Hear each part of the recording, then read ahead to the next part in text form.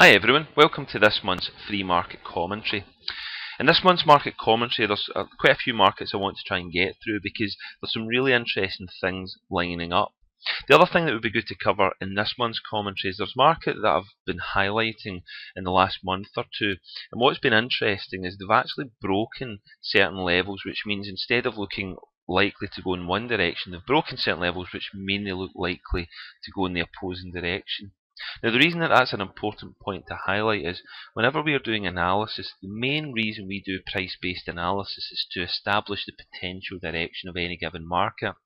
However, we also would need to know, and this is just as important, when is that invalid? So if I'm bearish on any market, when does it then become bullish? And obviously vice versa. And that's what we've had with one or two markets that we'll cover in this video today.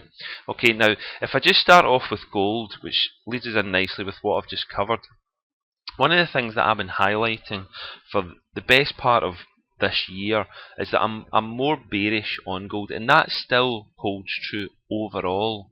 However, what we've had recently is this little move up, which is starting to put the bears under a bit of pressure, and it's starting to potentially look like we might see the market move higher.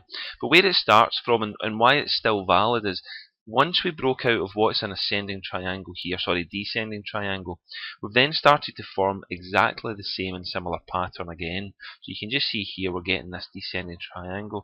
So at this moment in time, the overall market from a higher time frame point of view is still looking bearish, and it's only if we can break these levels here and we start making new highs, because at this moment in time we have a higher low, and if we can break this level we then create a higher high, and that starts to confirm a potential uptrend.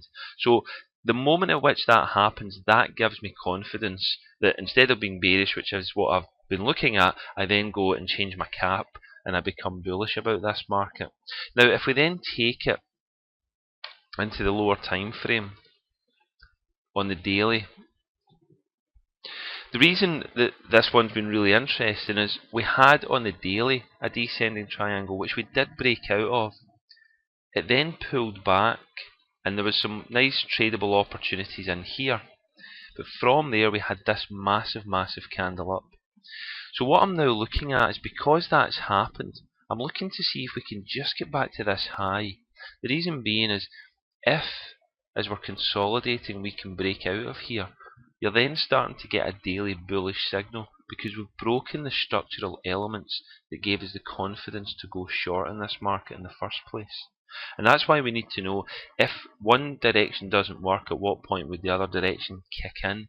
And for me, the opportunity would be if we can break these levels here. So because we're almost at those levels, for the month of July, that's certainly what I'm going to be looking for potential long opportunities. That's the higher time frame structural level I'm looking for price to get to, and that I could potentially look at reversals for. So even during this month, if we can get there, it might be worth considering possible reversals off of there, and then even going further than that, if we break these highs, then we're really going into potential uptrend territory. So it's a really key area just now. I'm going to be watching gold. I would recommend you guys watch gold and then link it in with your strategy and see how best to potentially trade any setups that may come around in line with that analysis.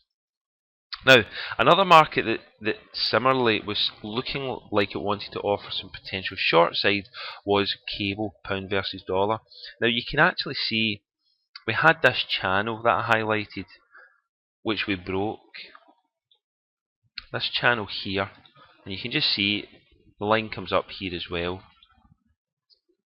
So we're playing within the channel. Now we broke down, and what I was looking at was, could we break these lows here? And I had highlighted this in the previous commentaries. Now that never happened, and we pushed higher. Now the question was, if we break these, would we be confident to go long? Now, one of the reasons I wasn't confident to go long this market is exactly what's then happened. Although we have broken up, we have come into a higher time frame resistance area. If I take it to the weekly, you'll notice, if I come out a little bit, we've got these highs from back in August 2009, and that's currently where we're sitting at.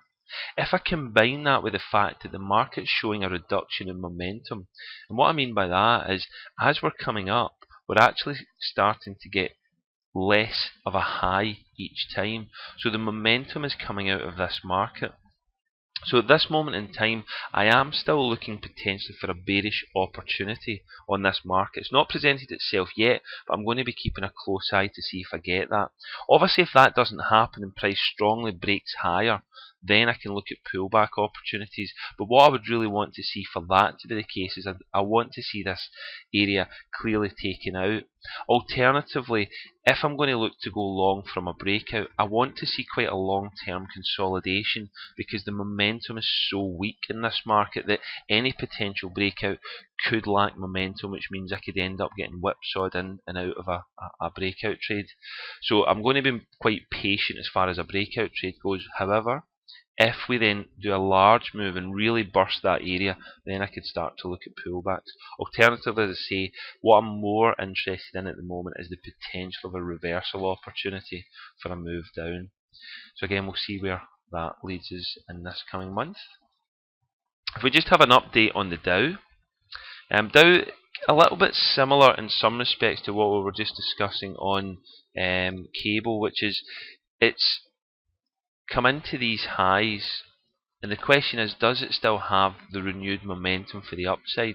Now, the one difference I would say is the reason I was happier to look long on the Dow is we were getting a lovely ascending triangle, which we then broke out of, where we got this high and it's since pulled back. So that was a lovely trade that we had, and that went out to the fast track members as part of the online trading room. So that was a lovely trade there. But what you'll notice now is we're starting to create a consolidation here. And it's quite a lovely consolidation. But interestingly, it's also a consolidation that has the potential of both directions. The reason being is because we're at ultimate highs, there's nothing to stop us looking to go long. The only difficulty we would have are targets. But also, if price can break out, now I would be reluctant to get in until we break this area here, but if we do break down, we start to create lower lows, which give me confidence of a potential move down. What was interesting is, if we look at May, traditionally speaking, there's often a sell-off in May. However, that didn't happen. So, didn't happen in June either, to be fair. Will we get one? Who knows? I'll still stick with the technical analysis, and unless we break this level here at 16,600, I'm not really interested in going short. However, if we can break out, we know we've got plenty of clean air above, because this is us still going into new territory. So for me, the longs definitely on the table. If I was going to go long and I don't have an area to get to as far as price support resistance, a couple of options would be monthly pivots. So you could see I could possibly go up to the next pivots. Now, when we start on the 1st of July, which will be Tuesday, we'll get new pivots, so that could be a target. I could use Fibonacci extension, or I could look at trailing my stop using a moving average trail stop, or there's many things. So there are plenty of options. So if you're unsure about how to trade this long, using a trailing stop if you don't have a set target could be an alternative option for you. Now I'm just going to finish on Aussie dollar for this month. As I say, there's quite a few markets, and there's many more, so if you go through your watch list, you'll find many markets that are actually coming into some really key areas. What you'll notice is, again, this was another one that I had been watching for a potential short opportunity. The reason being is, when we just take this level up here, we had a minor trend that was then broken. We were also getting a bit of a descending triangle going on. So what I was looking for is, if we could break down, I was simply going to look to go short. Since then, again, we've broken higher, and we're now coming into this area here, where we're coming back to these highs. So what we're actually getting, if I get rid of these lines now, is overall we're getting a nice wide consolidation. So if I just draw my box. So based on that, what I can also see is we've got some nice clean air up to these levels here. So what I'm looking at is a consideration of a long trade, where I would take the trade on a break of the highs up to here. And it's quite funny, because we've gone from a potential descending triangle to a potential ascending triangle. So if we do break here, we get a new high, plus we're coming into it off higher lows. So yeah, so guys, for the month of July, there's definitely a lot around. We'll see how they play out over the month.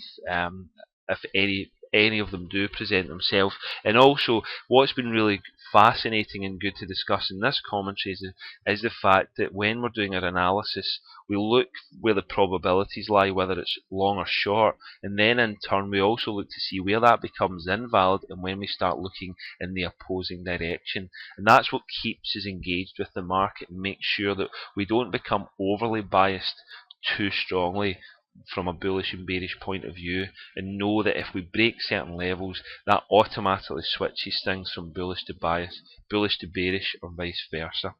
So thanks for watching this month's free commentary, and I'll see you next month. Bye for now.